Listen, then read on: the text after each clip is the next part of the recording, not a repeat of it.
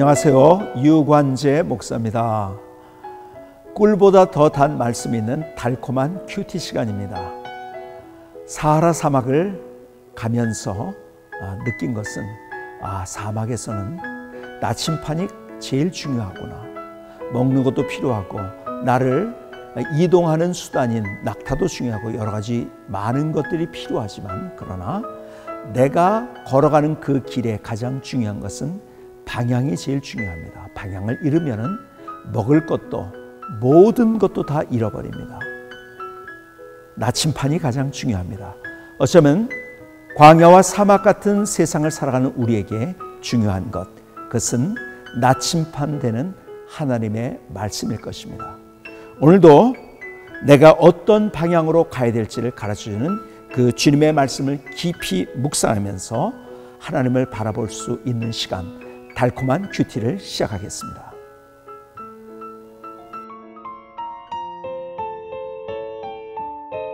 나는 하나님의 자녀.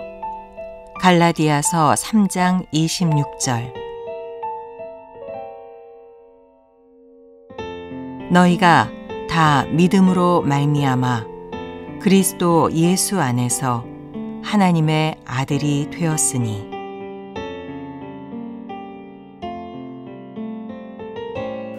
우리가 예수님을 믿음으로 구원받았다고 이야기합니다. 그렇다면 구원받았다는 의미가 정확하게 무슨 말일까요? 구원받았다는 말에는 여러 가지 의미가 담겨져 있습니다. 첫 번째는 우리의 죄가 용서됐다는 거예요. 십자가의 보혈로. 내가 해결할 수 없는 그의 죄의 문제, 십자가의 보혈로 해결해 주셨어요. 내가 받아야 될 죄의 형벌을 주님께서 십자가에서 대신 받으시고 대속 제물을 주셨어요. 그래서 우리는 죄의 종로로 타던 우리들이 하나님의 자녀가 된 거예요. 그리고 하나님의 자녀가 되었다는 말은 또 우리의 영원한 생명을 얻었고 하나님의 백성이 됐고 천국을 소유했다는 의미가 담겨져 있습니다. 그러니까 구원받았다는 말은 이런 말이 담겨져 있어요. 용서받았다, 의롭게 됐다, 칭의라고 하죠, 신학적으로. 그리고 하나님의 자녀가 되었다. 그리고 영원한 생명을 얻었다. 하나님의 백성이 되었다. 그리고 천국을 소유했다. 이것이 다 구원받았다는 말의 의미인 것입니다. 그 중에 구원받았다는 말의 중요한 것 가운데 하나는 바로 하나님의 자녀가 되었다는 것입니다. 오늘 갈라디아서 3장 26절은 이렇게 우리에게 말씀합니다. 새 번역에 이렇게 번역을 합니다. 여러분은 모두 그 믿음으로 말미암아 그리스도 예수 안에서 하나님의 자녀들입니다. 여러분, 우리 모두는 하나님의 자녀라고 선언하십니다. 여러분이 잘 아는 또 규절이 있죠. 요한복음 1장 12절에는 이런 말씀이 있습니다. 영접하는 자, 곧 그 이름을 믿는 자들에게는 하나님의 자녀가 되는 권세를 주셨으니. 우리에게 하나님의 자녀가 된 권세, 누구에게? 예수 믿는 사람, 예수를 마음속에 모셔드리는 사람, 그 사람에게는 하나님의 자녀가 되는 권세를 주셨다고 이야기합니다. 이것도 새 번역에서는 이렇게 번역하죠. 그러나 그를 맞아들인 사람들, 곧 그 이름을 믿는 사람들에게는 하나님의 자녀가 되는 특권을 주셨다. 권세, 특권. 이것을 헬라어에서는 엑수시아라고 이야기합니다. 엑수시아, 원어는 그겁니다. 그것은 권위 혹은 권리입니다. 여러분이 누려야 될 권리가 뭔지 아세요? 예수님 안에서 우리는 하나님의 자녀입니다. 이젠 자녀로서의 권리를 누릴 수 있는 자가 되었습니다. 이 얼마나 놀라운 복음입니까? 기쁜 소식입니까? 권리를 주장할 수 있는 자예요. 여러분, 자녀들은 잘 못해도 자녀입니다. 자, 어떤 분이 이런 얘기하는 것을 들었어요. 5명의 자녀가 있으시더라고요. 근데 첫째는요, 공부를 잘해서 항상 1등해서 그것을 효도를 했어요. 둘째는 부모님의 말씀을 참 잘 들었대요. 그래서 그것을 효도를 했대요. 셋째는 딸이었는데 엄마를 그렇게 잘 도와줘가지고 아주 효녀였대요. 넷째는 그런데요, 돌연변이에요. 공부도 안 하고 싸우고, 그리고 많이 아프기도 하고, 잠도 많이 자고, 게으른 것 같고. 다섯째는 미술을 했는데 그림을 통해서 그렇게 아주 부모님께 효도를 했대요. 아름다운 그림을 그려서. 그런데 자녀들을 다 키우고 난 다음에 어릴 때 시절을 뒤를 돌아보니까 그 똑똑하고 잘난, 그리고 효도 잘하는 그러한 자녀에게도 마음이 갔지만 더 마음이 가고 애틋하고 그 더 불쌍히 여기는 마음을 갖고 더 많이 생각했던 자녀가 누구인가? 넷째였대요. 많이 아프기도 했고 말썽도 많이 피웠던 그 자녀. 여러분, 부모님 입장에서는요, 잘해도 자녀이지만 못해도 자녀예요. 하나님이 우리를 그렇게 하나님의 아들로 딸로 보고 계신다는 거예요.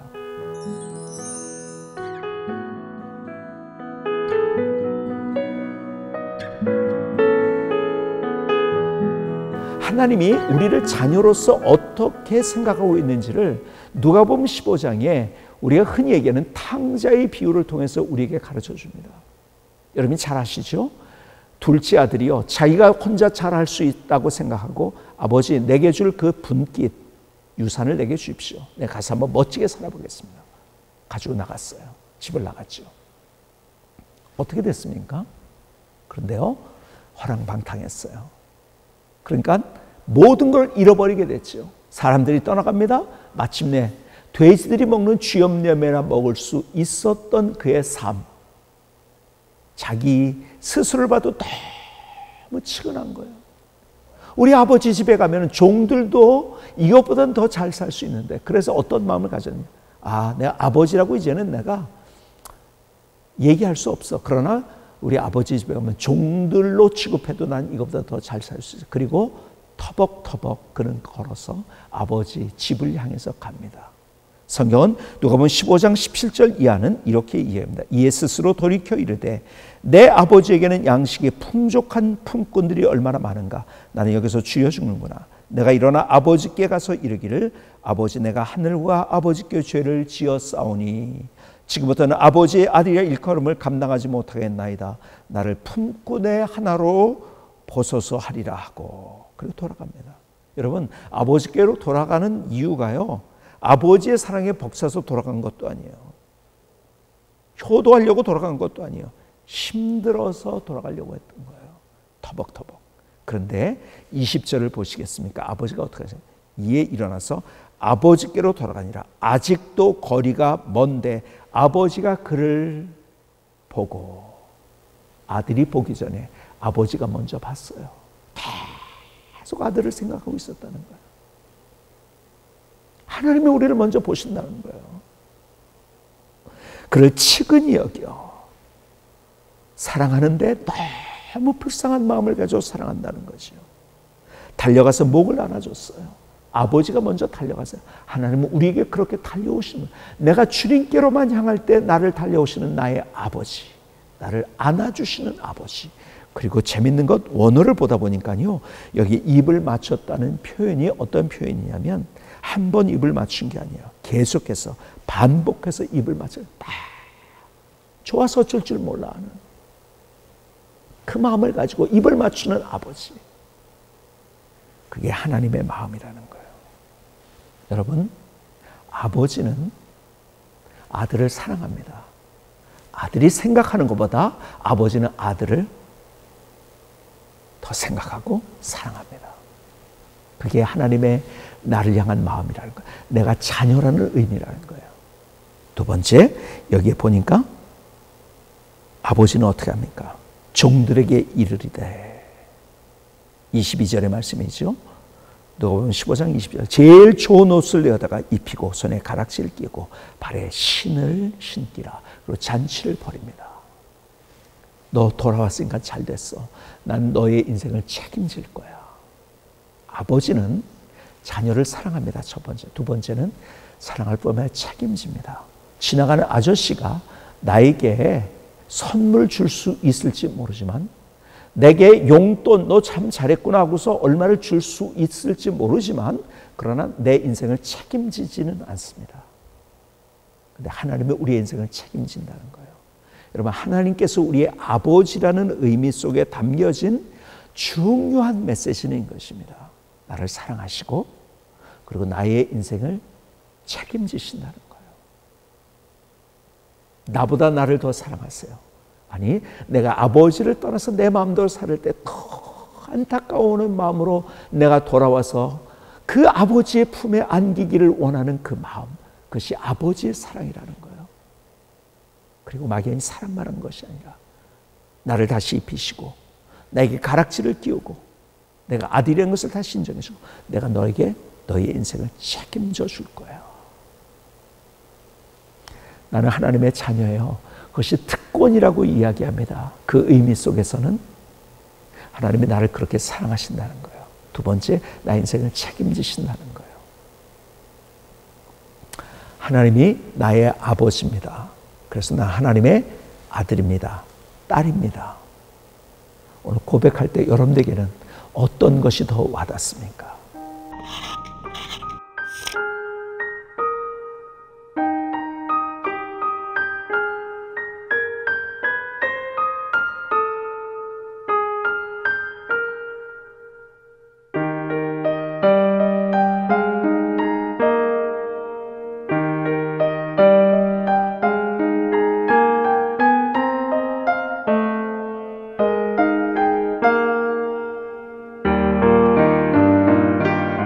다시 그 하나님 아버지를 부르며 걸어가는 멋진 인생의 여정이 될 수 있기를 바라겠습니다.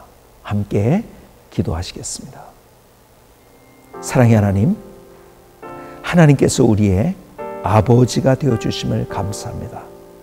나를 사랑하실 뿐만 아니라 나를 책임지시는 나의 아버지.